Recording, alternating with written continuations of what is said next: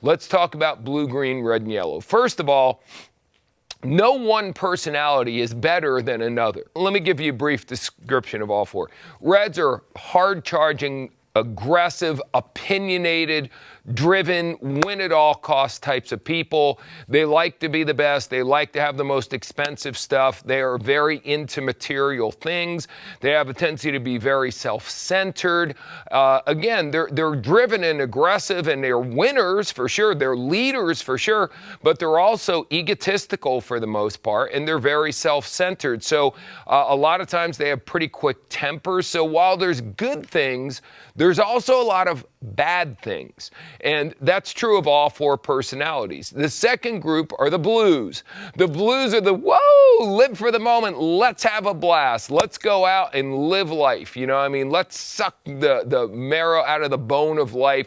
Let's have great experiences. Let's have great adventures. They love to be outside. They love to be around people. They love to laugh. You know, they're just really just incredible people. They're the most optimistic people in the world. But blues are late for almost everything all the time. Blues are terrible at following up with things. If the fortune isn't a follow-up, then that is not good news for the blues. So it's a situation where while they are definitely good and wonderful in some regards, there's other things that aren't so good and wonderful, okay?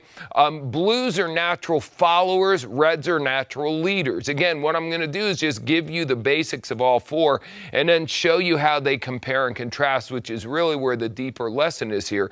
So again, blues are the happy, spontaneous, live for the moment type people. Greens in a lot of ways are very opposite of blues. Greens are structured. Greens are measured. Greens are the exact opposite of spontaneous. They are planners. So they're going to plan things 90 days in advance. For example, if you go to a blue and said, hey, what are you doing this weekend? You want to go to Costa Rica? They're like, yeah. They don't think about if they can get time off. They don't think about other obligations they have. They don't think about what it costs. They're just like, yeah, let's go have fun. Let's have an adventure. If you were to say to a green on a Wednesday, let's go do something this weekend in their own hometown, most greens are going to have a problem with that because they like to plan at least a couple of weeks in advance. They don't like surprises. They don't like spontaneity. Now, which one is right and which one is wrong? Here's the thing you got to get. There is no right or wrong. There just is what it is. And if we go back and read the book that Hippocrates wrote about this is unconscious stuff. This is part of your DNA. It has to do, actually, if you want to get scientific, with the proportion of black bile in your brain compared to the yellow bile. Again, when I started reading this book was definitely written for a green, for someone who is detail-oriented. I stopped after about 5 pages. I don't care why it is the way it is. All I know is knowing the way it is matters. So if my natural instinct is to be analytical, I'm going to be analytical. That's just the way it is. And if a blues person natural instinct is to be spontaneous, then they're going to be spontaneous. Neither one of them is right. Neither one of them is wrong. One of the major learnings is here, how do you interact with people when you have such fundamental differences on an unconscious level? Great question. We'll get back to it. So greens are detailed. They're structured. They like to have a plan. Not they like to have a plan. They need to have a plan. Now, if you give a green a precise plan, they will follow it and execute it better than virtually anybody else. Here's the problem with greens. A lot of times they have paralysis by overanalysis. A lot of times they are very skeptical. They're not just healthy skeptical, they're overly skeptical of people and their motives. Greens hold a grudge from now until the end of time, which is actually an unhealthy thing to do if you don't know that. So again, greens have great strengths and they have big weaknesses, and that brings us to the final group, which are the yellows. And just as the blues and greens have a lot of natural opposites. Same thing with the reds and the yellows. The yellows, remember now, the reds are hard-charging, driven, selfish, you know what I mean, all that stuff. Yellows are the most wonderful people in the world. They're the natural peacemakers. They love everyone to get along. They love animals. They love nature. They love the environment.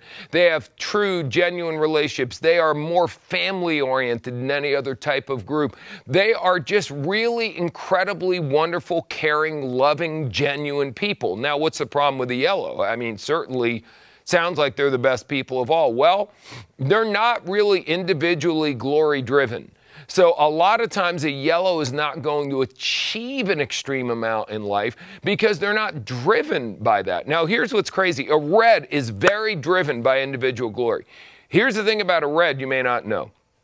Most reds are driven the way they are because they're very insecure.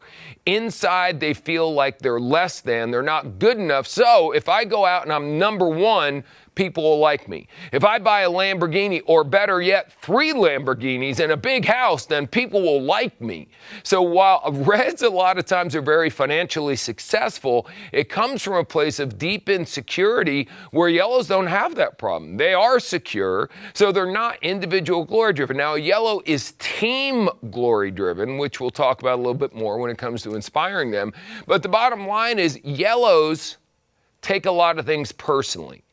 Yellows really like to express their feelings, which is great if you're with another yellow, but a lot of times other people, greens, don't like expressing their feelings. Yellows love public displays of affection. They are loving and caring. They're huggers and all that kind of good stuff. Greens are very opposite when it comes to that. Yellows are very affected by criticism. So if a red is just saying, hey, you did that wrong, what are you doing? And reds don't have good bedside manner, right? So if a red is giving you some constructive criticism, they're saying it as if you're an idiot. And they don't even mean to. Remember, this is unconscious, and that's their communication style. But a yellow will take that, instead of receiving it the way a red would and say, oh, okay, I screwed that up. Damn, I shouldn't have done that. And moving forward, that's how a red processes criticism for the most part, and the green, same kind of thing.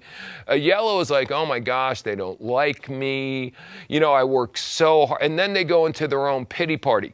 Yellows, big problem with yellow. Biggest problem with yellow, they buy other people's excuses and reasons. Yellows want everyone to be happy. They want everyone to get along. They don't want anybody to be in pain. So while a red is going to be, like I shared with you earlier, a drill sergeant who's going to push you, they're going to coach you hard. A yellow isn't going to do that. A yellow doesn't want to push someone, because by pushing someone out of their comfort zone, you make them uncomfortable. Yellows don't like that. They don't like other people to have to be uncomfortable. So again, you can see where each group has great strengths. Each group has big weaknesses. Take the test, and you can go to my website, marcaccetta.com.